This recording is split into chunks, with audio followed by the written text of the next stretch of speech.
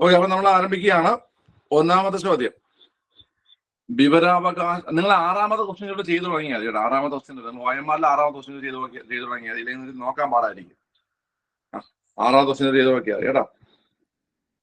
ശരി.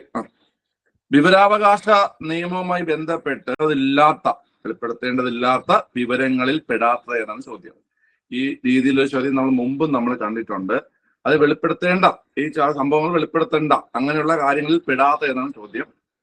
രാജ്യസുരക്ഷയും അഖണ്ഡതയും ബാധിക്കുന്ന വിവരങ്ങൾ, കോടതി പരിഗണനയിലുള്ള വിവരങ്ങൾ, പൊതു അധികാരികൾക്ക് ലഭ്യമാകുന്ന സ്വകാര്യ സ്ഥാപനത്തെ സംബന്ധിച്ച വിവരങ്ങൾ, വ്യക്തിയുടെ ജീവനും സുരക്ഷയ്ക്കും ഭീഷണിയാകുന്ന വിവരങ്ങൾ. അതായത് വെളിപ്പെടുത്തേണ്ട ആ കാര്യങ്ങളിൽ പെടാത്തത് ഏതാണ് ചോദ്യം. ക്വസ്റ്റ്യൻ മനസ്സിലായല്ലോ? ജനങ്ങൾക്ക് വിവരം നൽകേണ്ടതായ കാര്യങ്ങളിൽ പെടാത്ത ഏതാണ് ചോദ്യം. ഓക്കെ, ഉത്തരം കിട്ടിയൊരു കമന്റ് ചെയ്തേ. ഓപ്ഷൻ സി ആണല്ലേ. നമ്മളത് പഠിച്ചു. നമ്മളത് വിവരാവകാശത്തെ കുറിച്ച് ഞാനൊരു ക്ലാസ് ഇട്ടിട്ടുണ്ട് കേട്ടാ. SCRT വിവരാവകാശം എന്ന് പറഞ്ഞിട്ട്, അത് കാണാത്തവർ കണ്ടു നോക്കുക കേട്ടാ. അതിൽ Lokpal, Lokayukta, central vigilance commission, അതിനെ കുറിച്ചൊക്കെ പറയുന്നുണ്ട്. ഓരോന്നിന്റെ പ്രത്യേകത എന്താണ്, ഓംബുഡ്സ്മാൻ എന്താണെന്നും, വിവരാവകാശ നിയമം, സേവനാവകാശ നിയമം ഒക്കെ നമുക്ക് ഈ SCRT ലെവലിൽ ചോദ്യം വരുന്ന കാര്യങ്ങൾ ആ ക്ലാസ്സിൽ എടുത്തിട്ടുണ്ട്. കാണാത്തവർ കണ്ടു നോക്കുക. ഓക്കെ, ശരി. അപ്പൊ ഓപ്ഷൻ സി ആണ് ആൻസർ. പൊതു അധികാരികൾക്ക് ലഭ്യമാകുന്ന സ്വകാര്യ സ്ഥാപനത്തെ സംബന്ധിച്ച വിവരങ്ങൾ നമുക്ക് ലഭിക്കണം കേട്ടോ, നമുക്ക് ലഭിക്കണം. ഓക്കെ, ബാക്കിയുള്ളതൊന്നും നമുക്ക് ലഭിക്കത്തില്ല. അത് പൊതുഭരണത്തിന്റെ ധർമ്മങ്ങളിൽ ഉൾപ്പെടാത്തത് ഏതാണ് ചോദ്യം. ഗവൺമെന്റ് നയങ്ങൾ രൂപപ്പെടുത്തുക, സാധനങ്ങളും സേവനങ്ങളും ലഭ്യമാക്കുക, പൊതുജനങ്ങളുടെ വ്യക്തി വിവരങ്ങൾ ശേഖരിക്കുക, ജനക്ഷേമം ഉറപ്പുവരുത്തുക. ഇതിൽ പൊതുഭരണത്തിന്റെ ധർമ്മങ്ങൾ ഉൾപ്പെടാത്തതെന്ന് കമന്റ് ചെയ്തേ. ഏതാ പൊതുഭരണത്തിന്റെ ധർമ്മങ്ങൾ ഉൾപ്പെടാത്തത്? ഓപ്ഷൻ സി, പൊതുജനങ്ങളുടെ വ്യക്തി വിവരങ്ങൾ ശേഖരിക്കുക എന്നതാണ് ആൻസർ. പൊതുജനങ്ങളുടെ വ്യക്തി വിവരങ്ങൾ ശേഖരിക്കുക എന്നതാണ് ആൻസർ ആയിട്ട് വരുന്നൊരു കാര്യം. ഓക്കെ, പൊതുജനങ്ങളുടെ വ്യക്തി വിവരങ്ങൾ ശേഖരിക്കുക, അതാണ് ആൻസർ കേട്ടോ. ഓക്കെ, ബാക്കിയെല്ലാം പൊതുഭരണവുമായി ബന്ധപ്പെട്ട കാര്യങ്ങൾ തന്നെയാണ്. ഓക്കെ, അടുത്ത് എട്ടാമത്തെ ചോദ്യം, ഭരണനിർവഹണത്തിന്റെ കാര്യക്ഷമത വർദ്ധിപ്പിക്കുവാനും സേവനങ്ങൾ സമയബന്ധിതമായി പൊതുജനങ്ങൾക്ക് ലഭ്യമാക്കാനും ഗവൺമെന്റ് സ്വീകരിക്കുന്ന നടപടികൾ അറിയപ്പെടുന്ന പേര്. ചോദ്യം നന്നായിട്ടൊന്ന് വായിച്ച് നോക്കിയിട്ട് ഉത്തരം ചെയ്താൽ മതി. പഠിച്ചിട്ടുള്ള സാധനം തന്നെയാണ്. ഞാൻ കേരളം ഭരണവും ഭരണ സംവിധാനം നമ്മുടെ ക്ലാസ് ഇട്ടിട്ടുണ്ടായിരുന്നു. ആ ക്ലാസ്സിലാണ് ഈ സംഭവം വരുന്നത്. ഉത്തരം കമന്റ് ചെയ്തേ. ഓപ്ഷൻ എ, ഭരണ നവീകരണമാണ് ആൻസർ. ഓപ്ഷൻ എ, ഭരണ നവീകരണമാണ് കേട്ടോ. ഭരണ നവീകരണം എന്നുവെച്ചാൽ ഭരണ നിർവഹണത്തിന്റെ കാര്യക്ഷമത വർദ്ധിപ്പിക്കണം, സേവനങ്ങൾ വർദ്ധിപ്പിക്കണം, സേവനങ്ങൾ സമയബന്ധിതമായി പൊതുജനങ്ങൾക്ക് ലഭ്യമാക്കാനും ഗവൺമെന്റ് സ്വീകരിക്കുന്ന നടപടികൾ അറിയപ്പെടുന്ന പേരാണ് ഭരണ നവീകരണം. ഓക്കെ, അപ്പൊ അത് നിങ്ങൾക്ക് കിട്ടി. എല്ലാവരും കമന്റ് ചെയ്യടേ. നിങ്ങൾ എന്തുവായത് ചെയ്യുമ്പോൾ ആക്റ്റീവായിട്ട് ചെയ്തേ.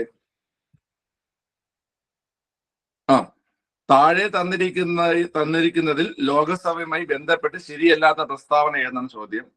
ജനങ്ങൾ നേരിട്ട് തിരഞ്ഞെടുക്കുന്ന 543 അംഗങ്ങൾ, സംസ്ഥാനങ്ങളുടെ കൗൺസിൽ എന്നറിയപ്പെടുന്നു, സ്പീക്കർ അധ്യക്ഷം വഹിക്കുന്നു, നാമനിർദ്ദേശം ചെയ്യപ്പെട്ട 2 അംഗങ്ങൾ. ഇതില് ശരിയല്ലാത്ത പ്രസ്താവന ഏതാണ് ചോദ്യം. കമന്റ് ചെയ്തേ. ശരിയല്ലാത്ത പ്രസ്താവന. ഇവിടെ ശരിയല്ലാത്ത പ്രസ്താവനകള് 2 ഉണ്ട് കുട്ടികളെ, 2. അതായത് സംസ്ഥാനങ്ങളുടെ കൗൺസിൽ എന്നറിയപ്പെടുന്നു, നോമിനേറ്റ് ചെയ്യപ്പെട്ട 2 അംഗങ്ങൾ. ഇത് SCRT അതുപോലെ എടുത്തിട്ടത് കൊണ്ടാണ്, SCRT അപ്ഡേറ്റ് ആയിട്ടില്ലാത്തതുകൊണ്ടാണ്. SCRT അതുപോലെ ചോദ്യം എടുത്തിട്ടുണ്ടാണ് കേട്ടോ. കാരണം SCRT ഇത് കൃത്യമായി ഇങ്ങനെ പറയുന്നുണ്ട്, നോമിനേറ്റ് ചെയ്യപ്പെട്ട 2 അംഗങ്ങൾ എന്ന് പറയുന്നുണ്ട് അല്ലേ. ഓക്കെ, പക്ഷെ ഇപ്പൊ ഉണ്ടാടേ അത്?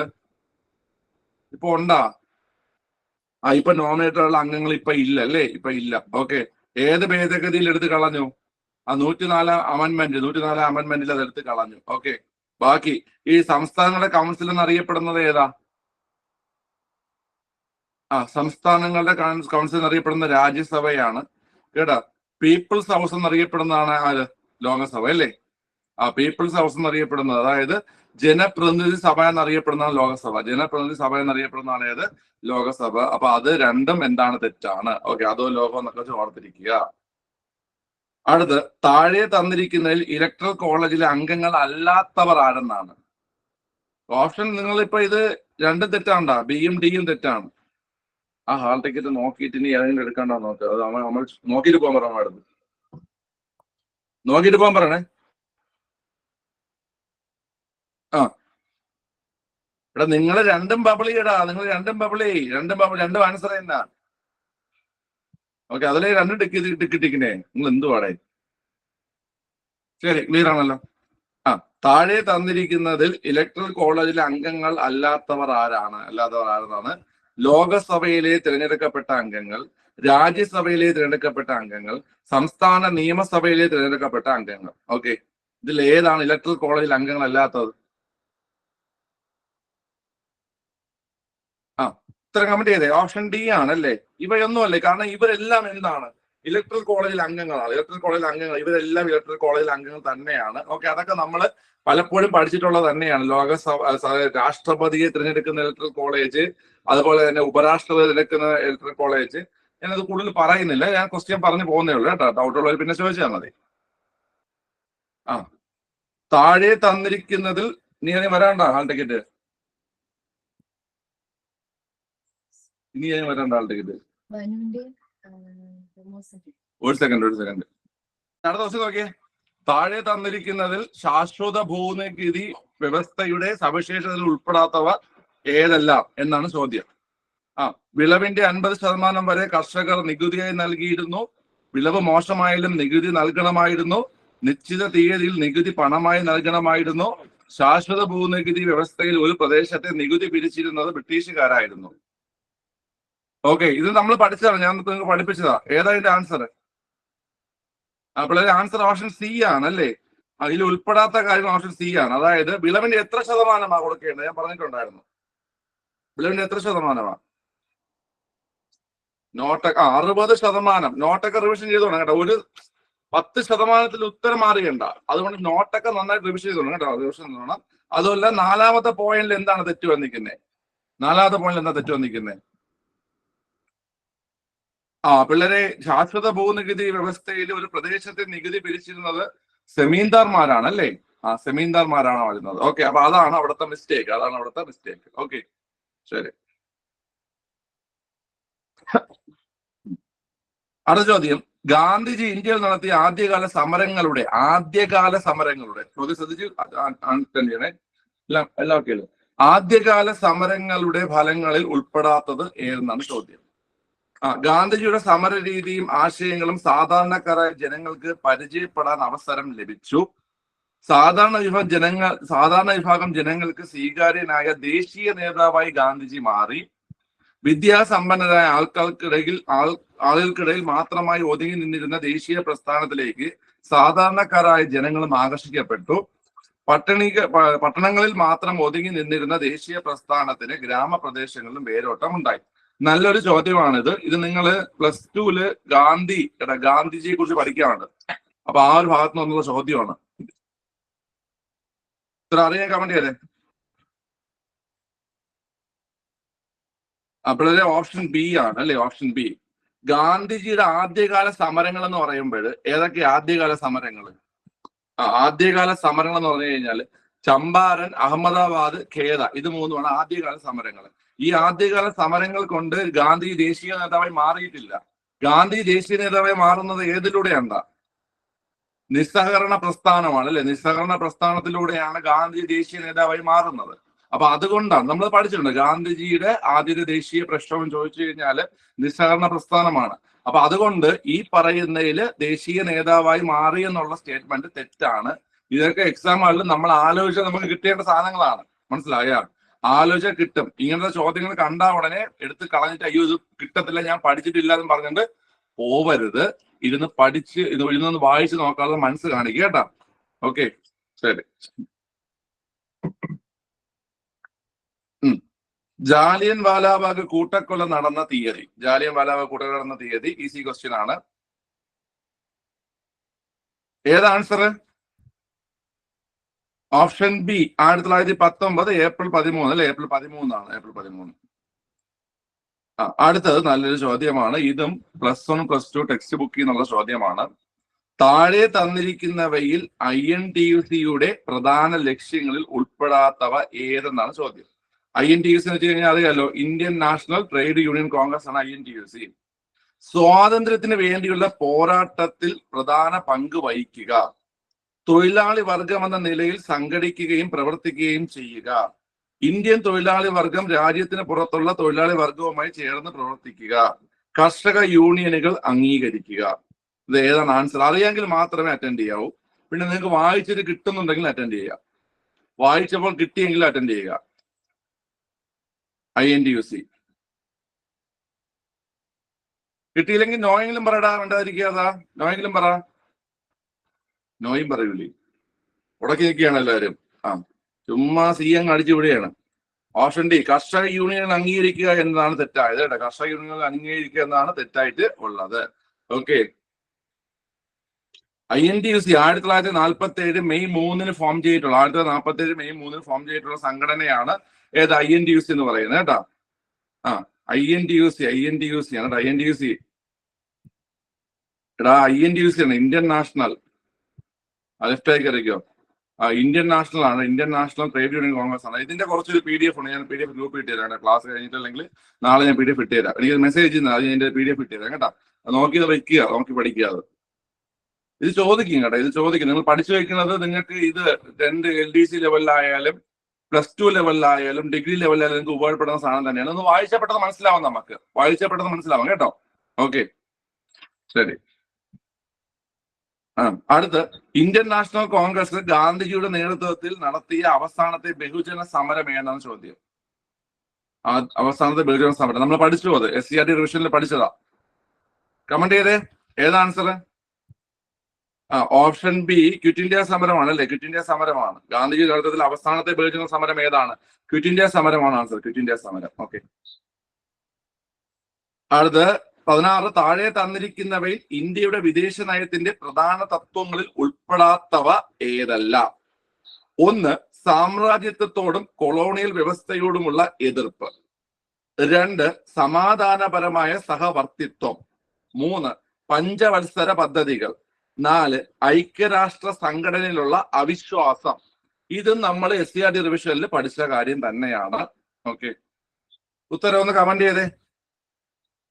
ഉൾപ്പെടാത്തത് ഏതെന്നാണ് ചോദ്യം. പിള്ളേരെ C ആണ്. അതായത് ഈ മൂന്നാമത്തെ കാര്യവും, അതായത് പഞ്ചവത്സര പദ്ധതികളും അതുപോലെ ഐക്യരാഷ്ട്ര സംഘടനയിലെ അവിശ്വാസവും തെറ്റാണ്. കാരണം ഐക്യരാഷ്ട്ര സംഘടനയിലെ വിശ്വാസമാണ് ശരിയായ പോയിന്റ് അല്ലേ?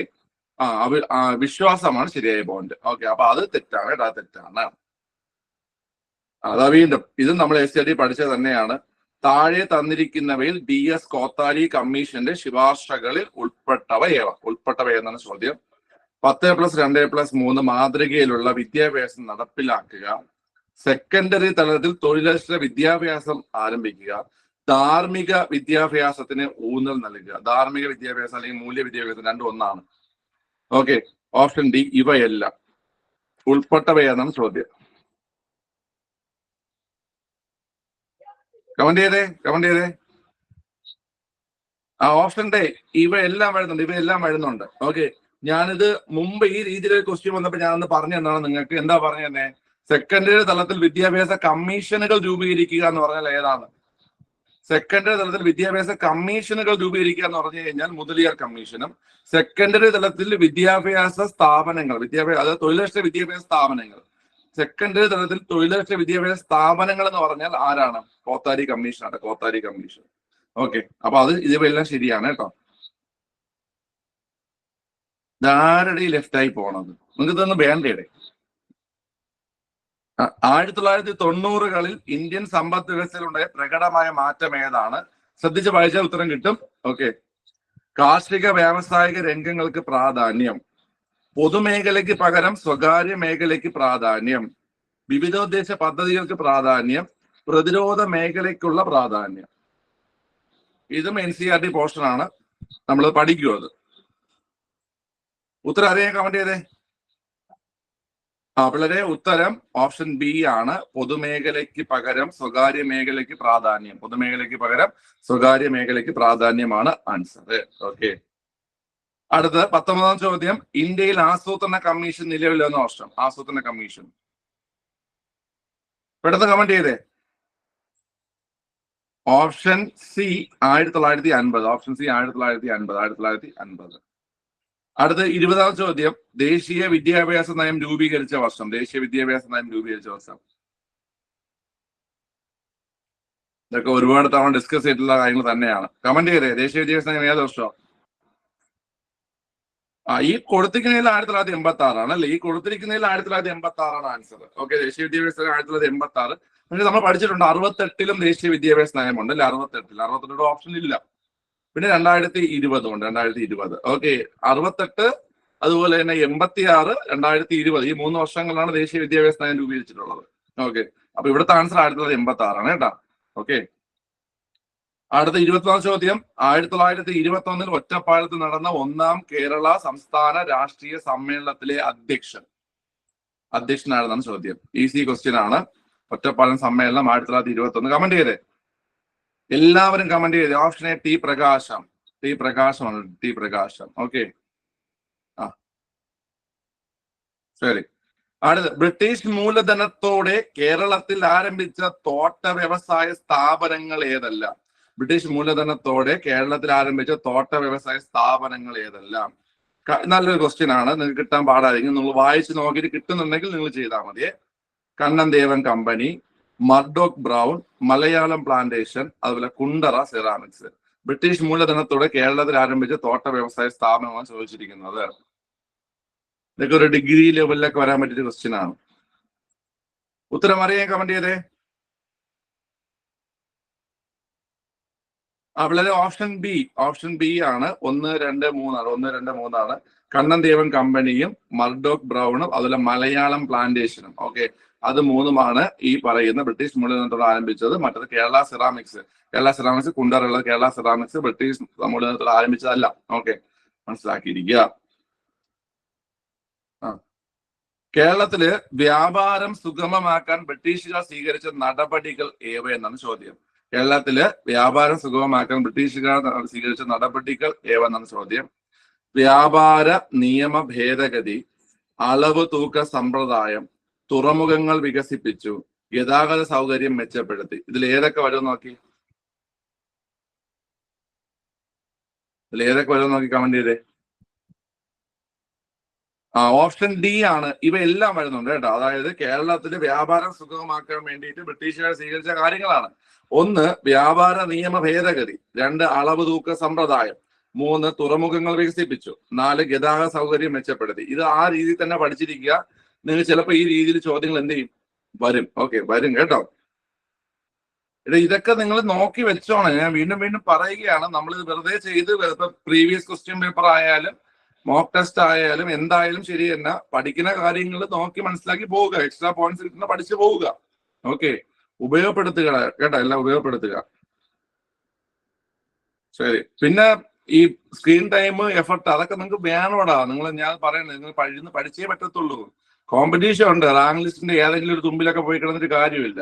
അടിക്കണമെങ്കിൽ ടോപ്പ് അടിച്ച് കയറി വന്നിട്ടേ കാര്യമുള്ളൂ. അപ്പൊ അത്രയോ, ഒരു വട്ടം കൂടിയൻ ഓർമ്മകൾ മേയുന്ന എന്ന പേരിലുള്ള ആത്മകഥ ആരുടേതാണ് ചോദ്യം. അനീന. ഓക്കെ, അനീന നമ്മൾ അന്ന് തിയേറ്റർ വെച്ച് കണ്ടത് അനീനയല്ലേ? അവിടെ നമ്മള് ഗംഗാ തിയേറ്റർ ആറ്റിങ് അല്ലേ? അല്ല സർ, ഞാൻ കോഴിക്കോടാണ്. ഓക്കെ, എന്റെ ഹസ്ബൻഡ് എപ്പോഴും പറയുന്ന പഠിക്കുന്ന കാര്യത്തിൽ സാറിനെ കണ്ടു പഠിക്കണം, സാറിന് ഭയങ്കര ആത്മാർത്ഥതയാണ്. Thank you.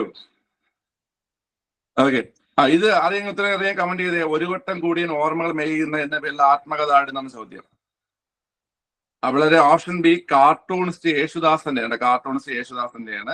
ഓക്കെ, ഇവിടെ നിങ്ങൾക്ക് ഞാൻ കുറച്ച് ഇത് പഠിക്കാൻ തന്നിട്ടുണ്ടായിരുന്നു, മലയാളം. അത് നാളെ ഒരു 10 മണിക്ക് അതിന്റെ വർക്കൗട്ട്, 10 മണിക്ക് അല്ലെങ്കിൽ 11 മണിക്ക് ശേഷം കേട്ടോ, 11 മണിക്ക് ശേഷം അതിന്റെ വർക്കൗട്ട് ഉണ്ടാവും കേട്ടോ, റിവിഷൻ ഉണ്ടാവും. കയറി ജോയിൻ ചെയ്ത് അറ്റൻഡ് ചെയ്യുന്നതാണ് കേട്ടോ. കയറാൻ പറ്റുന്ന റെക്കോർഡ് ക്ലാസ് തരാം. ഓക്കെ, ക്ലിയർ ആണ്. അത് കുറേശ്ശെ മലയാളം ഇംഗ്ലീഷ് അതുപോലെ പഠിക്കുന്നതിന്റെ റിവിഷൻ നടത്തും. അതുപോലെ നമ്മൾ ഇനി ഈ ചെയ്യുന്ന ടെക്സ്റ്റില് മോക്ക് ടെസ്റ്റിന്റെ കൂടെ ഡെയിലി മലയാളം ഇംഗ്ലീഷിനെ ഉൾപ്പെടുത്തും കേട്ടോ. മലയാളം ഇംഗ്ലീഷിനെ ഉൾപ്പെടുത്തി കുറേശ്ശെ അതുങ്ങൾ പഠിച്ചു പോവാം. അടുത്ത ചോദ്യം, സയൻസ് ദശകം ആരുടെ കൃതിയാണ്? നമ്മൾ പഠിച്ചതാ. സയൻസ് ദശകം. ഉത്തരം കമന്റ് ചെയ്തേ. ഓപ്ഷൻ ഡി സഹോദരൻ അയ്യപ്പന്റെ കൃതിയാണ്. സഹോദരൻ അയ്യപ്പന്റെ കൃതിയാണ് സയൻസ് ദശകം. സയൻസ് ദശകം സഹോദരൻ അയ്യപ്പന്റെ കൃതിയാണ്. അടുത്ത്, ഇന്ത്യയിലെ വിദേശ കടവുമായി ബന്ധപ്പെട്ട സാമ്പത്തിക പ്രതിസന്ധി അഭിമുഖീകരിച്ച വർഷം. ഞാൻ പഠിച്ചതേ ഉള്ളൂ നമ്മള്. ഉത്തരം കമന്റ് ചെയ്തേ. ഓപ്ഷൻ സി 1991 അല്ലേ, നമ്മൾ പഠിച്ചു. ഗൾഫ് യുദ്ധം, അതുപോലെ തന്നെ വിദേശ കടവുമായി ബന്ധപ്പെട്ട സാമ്പത്തിക പ്രതിസന്ധി, അതൊക്കെ 1991 അല്ലേ. 1991 നമ്മൾ പുത്തൻ സാമ്പത്തിക പരിഷ്കാരങ്ങൾ. അതെ, ഓക്കെ, പഠിക്കുക. കാരണം ആ പഠിച്ചതിൽ നിന്ന് ഉത്തരങ്ങൾ വരുമ്പോൾ നിങ്ങൾക്ക് ഒരു ഇത് കിട്ടുന്നില്ല. അതങ്ങനെ നമ്മൾ പഠിക്കേണ്ടത് അല്ല. പുതിയ പുതിയ കാര്യങ്ങൾ പഠിക്കുമ്പോൾ അവിടെ നമുക്ക് എന്ത് ചെയ്യും, ചോദ്യങ്ങളും ഉത്തരങ്ങളും നമുക്ക് വരും. ഓക്കെ, ശരി. അടുത്ത്, കൃത്യമായ സ്ഥലത്തും സമയത്തും കൃത്യമായ അളവിൽ അത്യുൽപാദന ശേഷിയുള്ള സങ്കരന വിത്തുകൾ കൃഷി ചെയ്യുന്ന രീതി എന്നാണ് ചോദ്യം. കൃത്യമായ സ്ഥലത്തും സമയത്തും കൃത്യമായ അളവിൽ അത്യുൽപാദന ശേഷിയുള്ള സങ്കരന വിത്തുകൾ കൃഷി ചെയ്യുന്ന രീതി. ലെഫ്റ്റ് ആയിട്ട് വാ. അറിയാമെങ്കിൽ കമന്റ് ചെയ്തേ. അവിടെ ഒന്നുമില്ല, കൃത്യത കൃഷി തന്നെയാണ് എന്റെ പേരുടെ. കൃത്യത കൃഷി, ഓപ്ഷൻ ബി ആണ്, കൃത്യത കൃഷിയാണ് കേട്ടാ. ഓക്കെ, അടുത്ത ചോദ്യം. ഭൂപ്രകൃതി, പർവ്വത നിരകളുടെ ക്രമീകരണം, ഭൂരൂപങ്ങൾ എന്നിവയിലുള്ള വ്യത്യാസങ്ങളുടെ അടിസ്ഥാനത്തിൽ ഹിമാലയത്തിനെ ഉപവിഭാഗങ്ങളായി തിരിച്ചിരിക്കുന്നതിൽ ശരിയായവ ഏതെല്ലാം? കാശ്മീർ ഹിമാലയം അല്ലെങ്കിൽ വടക്ക് പടിഞ്ഞാറൻ ഹിമാലയം, ഹിമാചൽ ഉത്തരാഖണ്ഡ് ഹിമാലയം, ഡാർജിലിംഗ് സിക്കിം ഹിമാലയം, പിന്നെ കിഴക്കൻ കുന്നുകളും പർവ്വതങ്ങളും. ഹിമാലയത്തിന്റെ ഉപവിഭാഗങ്ങളാണ് ചോദ്യം. ഉത്തരം അറിയാൻ കമന്റ് ചെയ്തേ. പിള്ളേരെ, ഓപ്ഷൻ ഡി ഇവയെല്ലാം ശരിയാണ് കേട്ടാ. ഈ ഹിമാലയത്തിന്റെ ഉപവിഭാഗങ്ങളും പിന്നെ മറ്റു നദികൾക്കിടയിൽ സ്ഥിതി ചെയ്യുന്ന അത് പഠിക്കാൻ ഒരു കണക്ഷൻ ഉണ്ട്. ഞാൻ പിന്നെ എപ്പോഴും പറഞ്ഞുതരാം കേട്ടോ. ഈ ഒരു ക്ലാസ്സിന്റെ ഇടയ്ക്ക് വരുന്നുണ്ട്, ക്വസ്റ്റ്യൻ വർക്കൗട്ടിലേക്ക് വരുന്നുണ്ട്, അത് പ്രീവിയസ് വർക്കൗട്ടിലേക്ക് വരുന്നുണ്ട്. അപ്പൊ ഞാൻ പറഞ്ഞുതരാം കേട്ടോ. അത് പഠിക്കാൻ എളുപ്പമാണ്. അത് പെട്ടെന്ന് നമുക്ക് കണക്ഷൻ ഉണ്ടോ, പെട്ടെന്ന് പഠിക്കാൻ പറ്റും അത്. ഓക്കെ, അടുത്ത്, പശ്ചിമഘട്ട മലനിരകൾ മഹാരാഷ്ട്രയിൽ അറിയപ്പെടുന്ന പേര്. പശ്ചിമഘട്ട മലനിരകൾ മഹാരാഷ്ട്ര അറിയപ്പെടുന്ന പേര്. കമന്റ് ചെയ്തേ. Option D Sahyadri. Option D സഹ്യാദ്രിയാണ് ആൻസർ. സഹ്യാദ്രിയാണ് ആൻസർ കേട്ടോ. അടുത്ത്, ഹിമാലയത്തിന്റെ ഏത് ഭാഗത്താണ് കരേവ സ്ഥലം കാണപ്പെടുന്നത്? കരേവ സ്ഥലം, കരേവ മറ്റേ മണ്ണിന്റെ അതുള്ളത്. വടക്കിഴക്കൻ ഹിമാലയം, കിഴക്കൻ ഹിമാലയം, ഹിമാചൽ ഉത്തരാഖണ്ഡ് ഹിമാലയം, കാശ്മീർ ഹിമാലയം. എവിടെയാ കരേവ കാണപ്പെടുന്നേ? പിള്ളേരെ, കരേവ സ്ഥലം കാണപ്പെടുന്നത് കാശ്മീർ ഹിമാലയത്തിലാണ്. കരേവ സ്ഥലം കാണപ്പെടുന്നത് എവിടെയാണ്? കാശ്മീർ ഹിമാലയത്തിലാണ്. ഓക്കെ, അത് ഈസി ക്വസ്റ്റ്യൻ ആണ്. അടുത്ത്, ഏത് മലനിരയിലാണ് ധോഡാബേട്ട കൊടുമുടി സ്ഥിതി ചെയ്യുന്നത്? ധോഡാബേട്ട കൊടുമുടി സ്ഥിതി ചെയ്യുന്ന ഏത് മലനിരയിലാണ് ചോദ്യം. കമന്റ് ചെയ്തേ. ധോഡാബേട്ട എവിടെയാ? ധോഡാബേട്ട തമിഴ്നാട്ടിലെ ധോഡാബേട്ട പിള്ളേരെ നീലഗിരി കുന്നുകളാണ്. നീലഗിരി കുന്നുകളിലാണ് ധോഡാബേട്ട കാണപ്പെടുന്നത്. ധോഡാബേട്ട സ്ഥിതി ചെയ്യുന്നത് കേട്ടോ, നീലഗിരി കുന്നുകളാണ്. ഓക്കെ, അടുത്ത്, താഴെ തന്നിരിക്കുന്നവയിൽ ഡെക്കാൻ പീഠഭൂമിയിൽ ഉൾപ്പെടുന്ന പ്രധാന മലനിരകൾ ഏതെല്ലാം എന്നാണ് ചോദ്യം. ജാവടി കുന്നുകൾ, പാൽക്കൊണ്ട നിര, നല്ലമല കുന്നുകൾ, മഹേന്ദ്രഗിരി കുന്നുകൾ. ഈസി ക്വസ്റ്റ്യൻ ആണിത്. ഏതാ ആൻസർ? പറയൂ. എടാ, ഇതെല്ലാം വരുന്നുണ്ട്. അതായത് ഡെക്കാൻ പീഠഭൂമിയിൽ വരുന്ന മലനിരകളാണ് ഇത്. ഓക്കെ, ജാവടി കുന്നുകളുണ്ട്, പാൽക്കൊണ്ട നിരയുണ്ട്, നല്ലമല കുന്നുകളുണ്ട്, മഹേന്ദ്രഗിരി കുന്നുകൾ. ഇതെല്ലാം ഇത് പഠിച്ചു വെച്ചോടെ. ഇതെല്ലാം ഡെക്കാൻ പീഠഭൂമിയിലെ മലനിരകളാണ്. ജാവടി കുന്നുകൾ, പാൽക്കൊണ്ട നിര, നല്ലമല കുന്നുകൾ, മഹേന്ദ്രഗിരി കുന്നുകൾ. ഓക്കെ, ലിസിക്ക് ഇംഗ്ലീഷ് വർക്കൗട്ടൊക്കെ ചെയ്യുമ്പോൾ എല്ലാം ശരിയാവുന്നുണ്ടല്ലേ ലിസിക്ക്?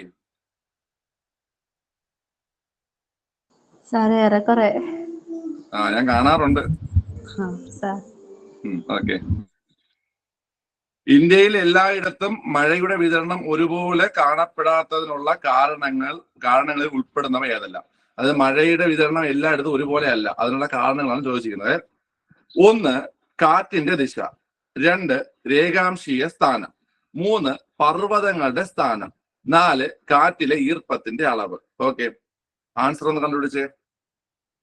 മഴയുടെ വിതരണം ഒരുപോലെ കാണപ്പെടാത്തതിനുള്ള കാരണങ്ങളിൽ ഉൾപ്പെടുന്നവ ഏതെല്ലാം? ശ്രദ്ധിച്ച് ചെയ്യണം, മണ്ടത്തരം കാണിക്കരുത്. ഏതാ ആൻസർ? പിള്ളേരെ ഇവിടെ ഓപ്ഷൻ ഡി കൊറോണ ഡിയുടെ പറയുമ്പോഴും ഓപ്ഷൻ ബി ആണ് കേട്ടാ. അതായത് കാറ്റിന്റെ ദിശ, പർവ്വതങ്ങളുടെ സ്ഥാനം, കാറ്റിലെ ഈർപ്പത്തിന്റെ അളവ്. ഓക്കെ, ഈ 3 കാര്യങ്ങൾ കൊണ്ടാണ് മഴ എല്ലായിടത്തും ഒരുപോലെ വിതരണം ചെയ്യാത്തത്. മനസ്സിലായി? അപ്പൊ അത് 3ഉമാണ് ആൻസർ കേട്ടാ. അത് 3ഉമാണ് ആൻസർ. ഓക്കെ, ശരി. അടുത്ത, ഉപദ്വീപീയ പീഠഭൂമിയിൽ പ്രധാനമായും കാണപ്പെടുന്ന ശില ഏതാണ്?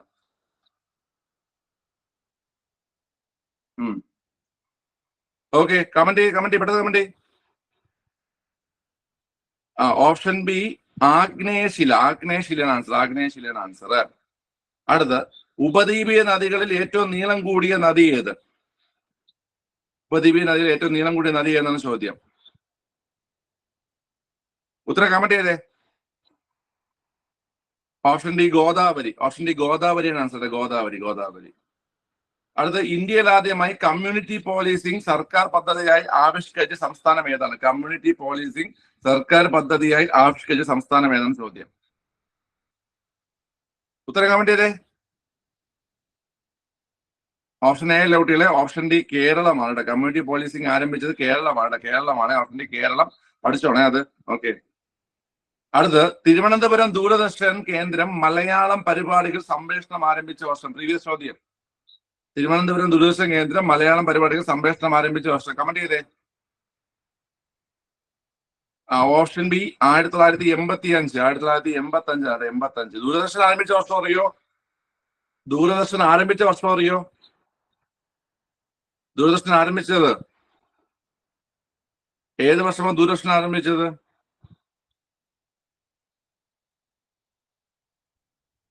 76ആണ്. 76ആണ്.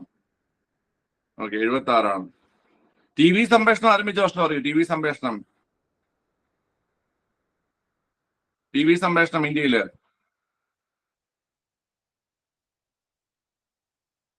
84.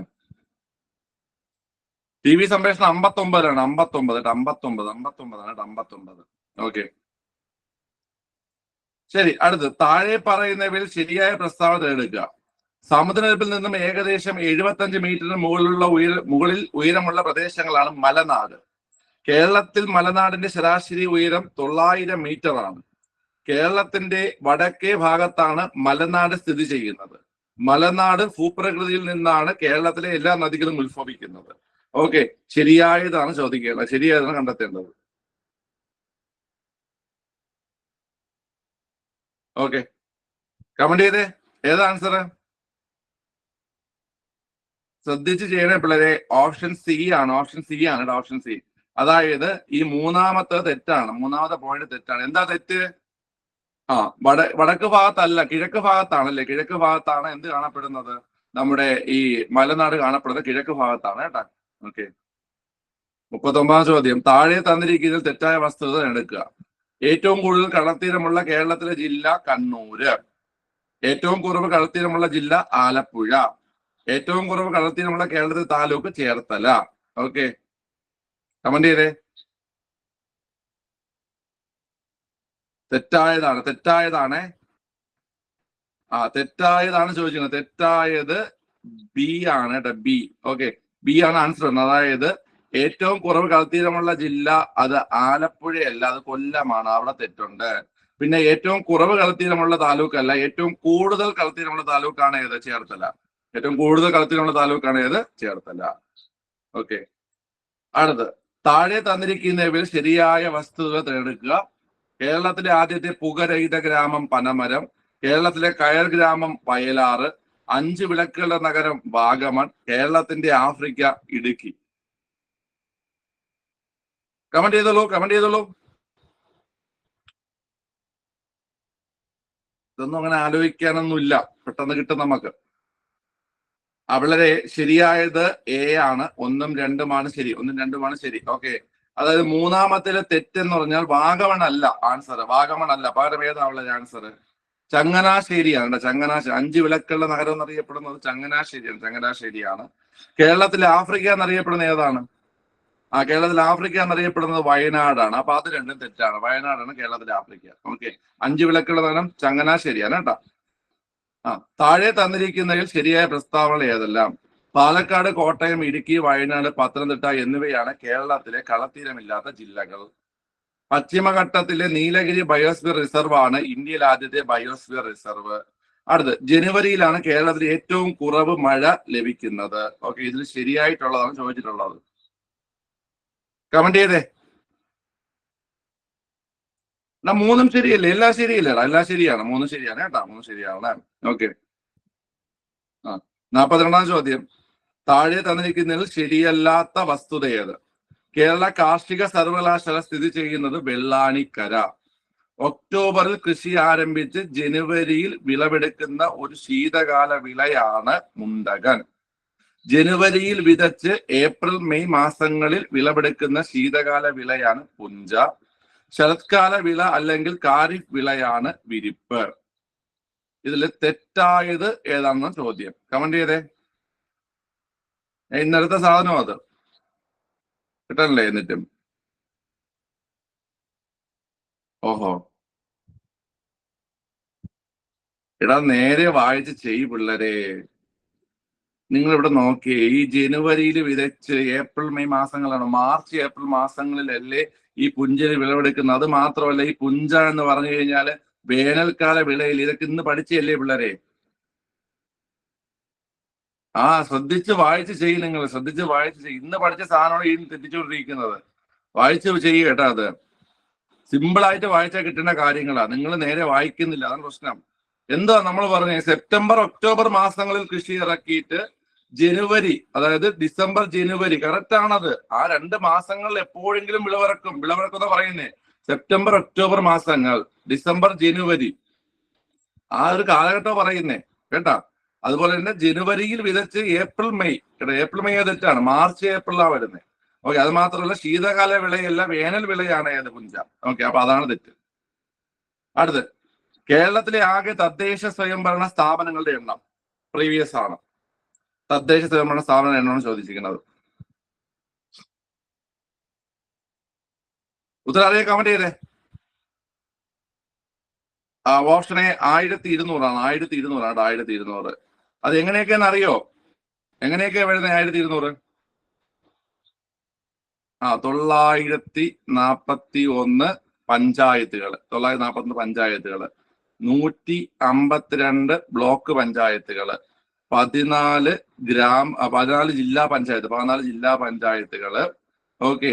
6 കോർപ്പറേഷനുകൾ, 87 മുനിസിപ്പാലിറ്റികൾ, 87 മുനിസിപ്പാലിറ്റികൾ. ഓക്കെ.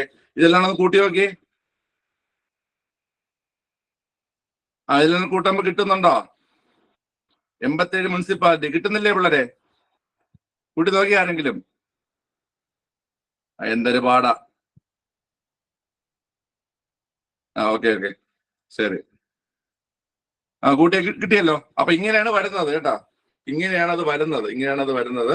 941 ഗ്രാമപഞ്ചായത്ത്, 152 ബ്ലോക്ക് പഞ്ചായത്ത്, 14 ജില്ലാ പഞ്ചായത്ത്, 6 കോർപ്പറേഷനും 87 മുനിസിപ്പാലിറ്റിയും. ഓക്കെ, ഇതാണ് കൂട്ടി നോക്കേണ്ടത്. താലൂക്ക് തദ്ദേശം അല്ലല്ലോ. താലൂക്ക് വരത്തില്ല. ഓക്കെ. എടാ, താലൂക്ക് എന്ന് പറഞ്ഞാൽ റവന്യൂ വകുപ്പിന്റെ കീഴിലാണ് താലൂക്ക് വരുന്നത് കേട്ടോ. റവന്യൂ വകുപ്പിന്റെ കീഴിലാണ് കേട്ടോ. ഓക്കെ. ഇത് തദ്ദേശ സ്വയംഭരണ വകുപ്പിന്റെ കീഴിൽ വരുന്നതാണ് ഈ പറഞ്ഞ സാധനങ്ങളെല്ലാം. ഓക്കെ. അടുത്ത് ഇപ്പൊ കഴിയും, 2 ദിവസമേ ഉള്ളൂ. ശ്രേഷ്ഠ ഭാഷാ പദവി ലഭിച്ച എത്രാമത്തെ ഭാഷയാണ് മലയാളം എന്നാണ് ചോദ്യം. എത്രാമത്തെ ഭാഷ? കമന്റ് ചെയ്തേ. ഓപ്ഷൻ ബി 5ാമത്തെ ഭാഷയാണ്. ഓപ്ഷൻ ബി 5ാമത്തെ ഭാഷയാണ്. അടുത്ത ലാസ്റ്റ് ചോദ്യം. കേരള മുഖ്യമന്ത്രി ആയിരുന്ന പട്ടം താണുപിള്ളയുമായി ബന്ധമില്ലാത്ത പ്രസ്താവന ഏതാണ് ചോദ്യം. പട്ടം താണുപിള്ള കേരള സംസ്ഥാനത്തിൽ കൂട്ടുകക്ഷി മന്ത്രിസഭ രൂപവൽക്കരിച്ച ആദ്യത്തെ മുഖ്യമന്ത്രി, കേരളത്തിലെ 2ാമത്തെ മുഖ്യമന്ത്രി, കാലാവധി പൂർത്തിയാക്കിയ ആദ്യത്തെ കേരള മുഖ്യമന്ത്രി, കേരള മുഖ്യമന്ത്രി ആയതിനു ശേഷം ഗവർണർ പദവിയിലെത്തിയ ഏക വ്യക്തി. ഓക്കെ. ഇതിൽ തെറ്റായ പ്രസ്താവന ഏതാ? പെട്ടെന്ന് കമന്റ് ചെയ്തേ. വൈഫൈ കട്ടാവണം. പെട്ടെന്ന് കമന്റ് ചെയ്തേ. ഓഹോ, അപ്പൊ കാലാവധി പൂർത്തിയാക്കി ആദ്യത്തെ കേരള മുഖ്യമന്ത്രി പട്ടാം താണുപിള്ളയാണ്. നിങ്ങൾ എവിടെ നിന്ന് പിള്ളേരെ ഇതൊക്കെ പറയുന്നേ? തെറ്റാണ്. കാലാവധി പൂർത്തിയാക്കിയ ആദ്യത്തെ കേരള മുഖ്യമന്ത്രി ആരാ കാലാവധി പൂർത്തിയാക്കിയത്? ആരാ? അത് സി അച്യുതമേനോനാണ്. ഓക്കെ, സി അച്യുതമേനോൻ കാലാവധി പൂർത്തിയാക്കിയ ആദ്യത്തെ കേരള മുഖ്യമന്ത്രി. ഇദ്ദേഹം ഗവർണർ ആയിട്ടുണ്ട്. പട്ടം താണുപിള്ള ഗവർണർ ആയിട്ടുണ്ട്. പഞ്ചാബിന്റെ ഗവർണർ ആയിട്ടുണ്ട് കേട്ടാ. പഞ്ചാബിന്റെ ഗവർണർ ആയിട്ടുള്ള വ്യക്തിയാണ് പട്ടം താണുപിള്ള. അതായത് തിരുവിതാംകൂറിന്റെ പ്രധാനമന്ത്രി, തിരുക്കൊച്ചിയിലെ മുഖ്യമന്ത്രി, കേരളത്തിന്റെ മുഖ്യമന്ത്രി, പഞ്ചാബ് ഗവർണർ, ഇങ്ങനെ ന്യായമൊന്നുമില്ല. ഓക്കെ, ഇതുപോലെ വേറെ ആളുണ്ട്, CH Muhammad Koya, MLA, MP, speaker, മന്ത്രി, മുഖ്യമന്ത്രി, പ്രതിപക്ഷ നേതാവ് എല്ലാം ആയ വ്യക്തിയാണ് ഈ CH മുഹമ്മദ് കോയ. ഓക്കെ, ശരി. അപ്പോഴേ 40 ക്വസ്റ്റ്യൻ കംപ്ലീറ്റ് ആയിട്ടുണ്ട്.